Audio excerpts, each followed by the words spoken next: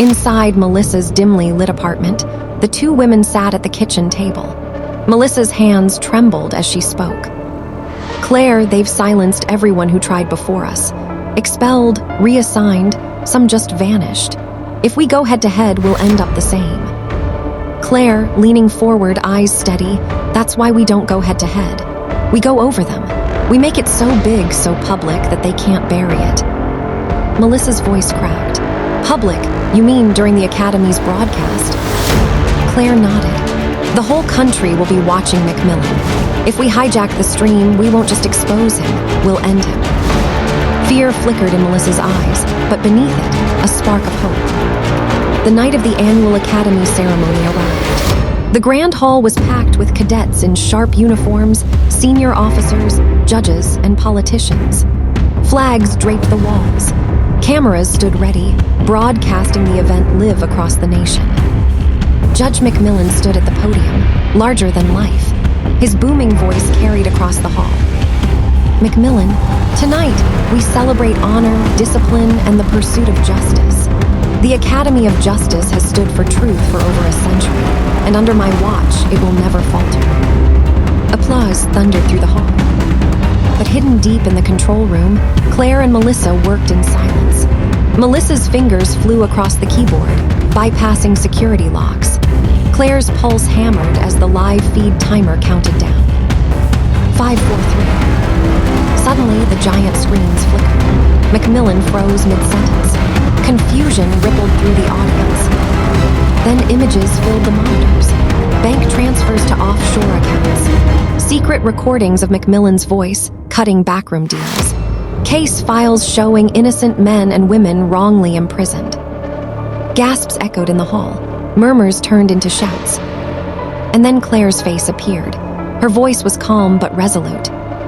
"My name is Claire Donovan. I was framed, cast out, and branded a traitor. But tonight the truth is no longer hidden. Judge Harold Macmillan has built his empire on corruption, lies, and fear. He has destroyed lives, silenced voices, and twisted justice for his own gain. But no more. Tonight you see him for what he truly is." Panic washed over Macmillan's face. He shouted into the microphone. "Macmillan, lies, all lies. She's a disgraced cadet, nothing more." But the evidence kept rolling. Page after page, video after video, his voice on tape, his signature on documents. Cadets shifted uncomfortably. Officers whispered to one another. Senior leaders turned pale. For the first time, Macmillan's authority was slipping through his fingers. And then, federal agents stormed the hall. They had already received the files, leaked by Claire and Melissa hours before. The audience erupted as Macmillan was surrounded.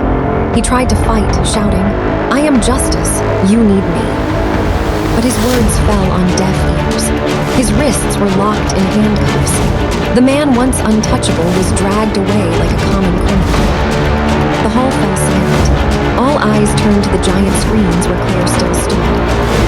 Justice is not about power. It is about truth, and truth will always find its way. For a long moment, no one moved, and then a slow clap began.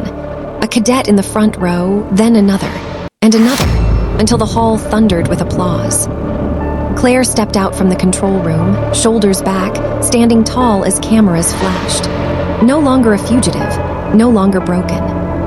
She was free, vindicated. Melissa wept beside her. "You did it," she whispered. Claire shook her head softly. "No, we did it." Days later, headlines blazed across the nation. Judge Macmillan exposed. Cadet vindicated in historic takedown. Claire's name was restored. But more importantly, countless victims of Macmillan's schemes were freed, their voices finally heard. Standing outside the academy gates, Claire breathed in the cool night air. For the first time in months, the weight had lifted. She whispered a vow to herself. The hunted has become the hunter, and justice always wins.